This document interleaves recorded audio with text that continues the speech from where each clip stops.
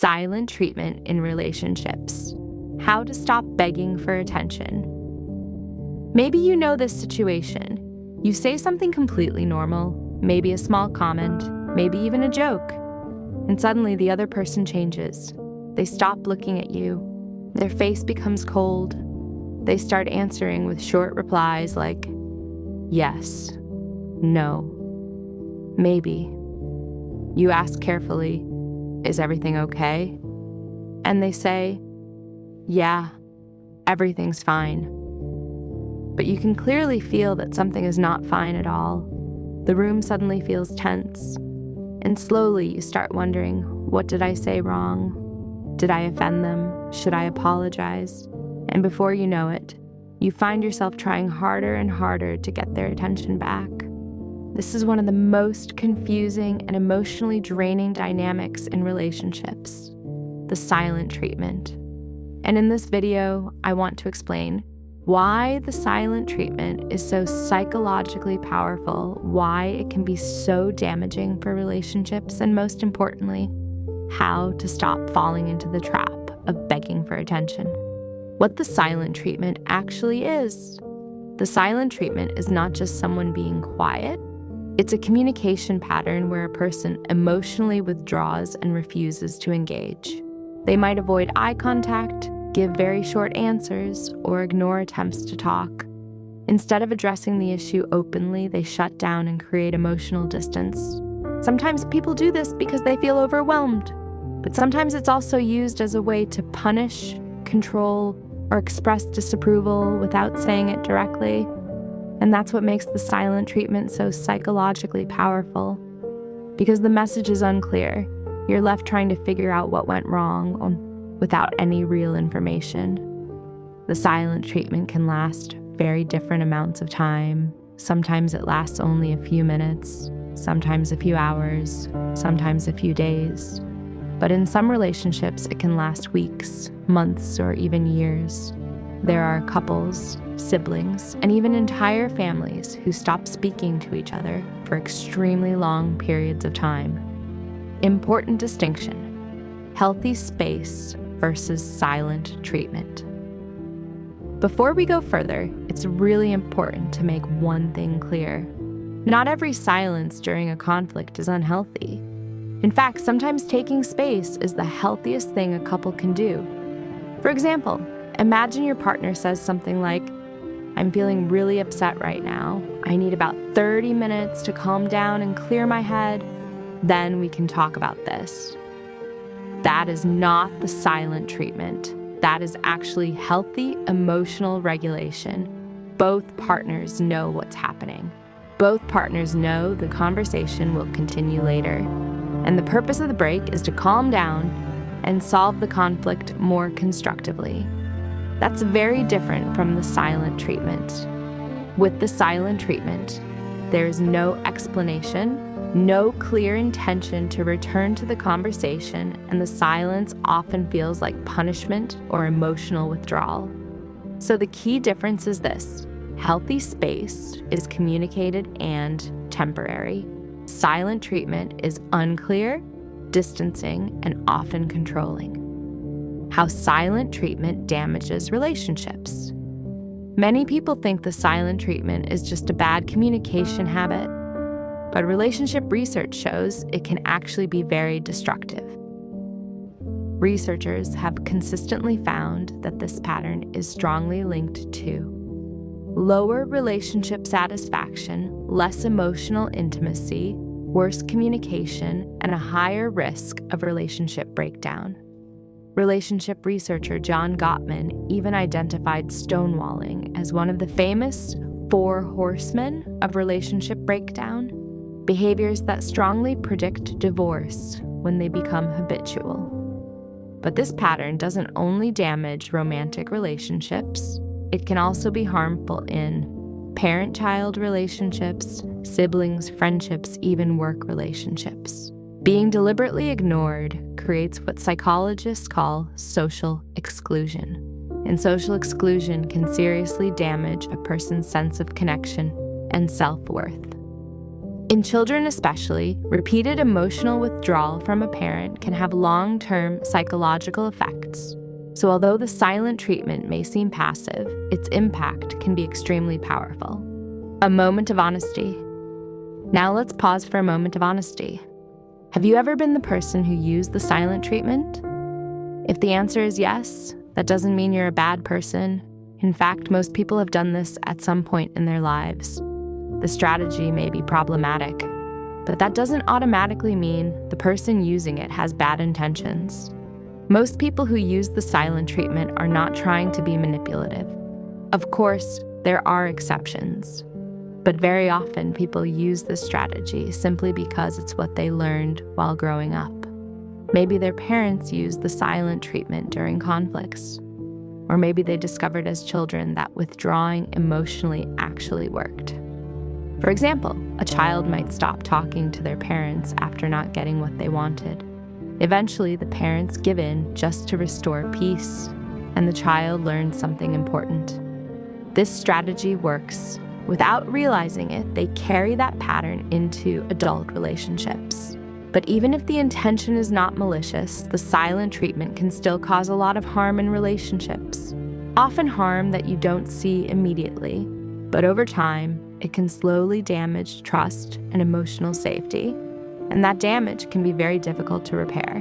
When someone uses the silent treatment, they are often trying, consciously or unconsciously, to trigger certain emotions in the other person.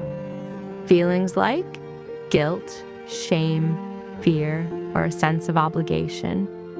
The other person starts feeling like they must have done something wrong. They may become anxious about the relationship itself. They may worry that they are being rejected. The hidden message behind the silent treatment is often something like, "Look how hurt I am because of you." But instead of expressing the hurt directly, the person communicates it through withdrawal. In many ways, the silent treatment becomes a power struggle, a situation where the person who manages to ignore the other the longest is the one who wins. But relationships are not meant to be power struggles. Healthy relationships are built on communication, not emotional standoffs. How the other person experiences the silent treatment. So how does the other person usually feel in this situation? People often report feeling worthless, unloved, hurt, confused, frustrated, angry, powerless, completely lost, and deeply unimportant. Because when communication suddenly stops, the relationship itself begins to feel uncertain. And humans are extremely sensitive to this kind of rejection. Research shows that being ignored or excluded actually activates the same areas of the brain that process physical pain. Our brains react to social rejection almost as if we were physically hurt. Some studies with children show something interesting. When asked what feels worse, many children say they would rather be yelled at than completely ignored. Because at least yelling means the parent is still emotionally engaged. Being ignored, on the other hand, feels like emotional disappearance. Another important thing to understand is this. The person who uses the silent treatment often assumes that the other person knows exactly what they did wrong. But very often that is not true at all. People are not mind readers. They replay conversations. They analyze every small detail. They try to guess what happened.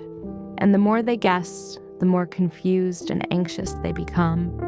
What usually happens next?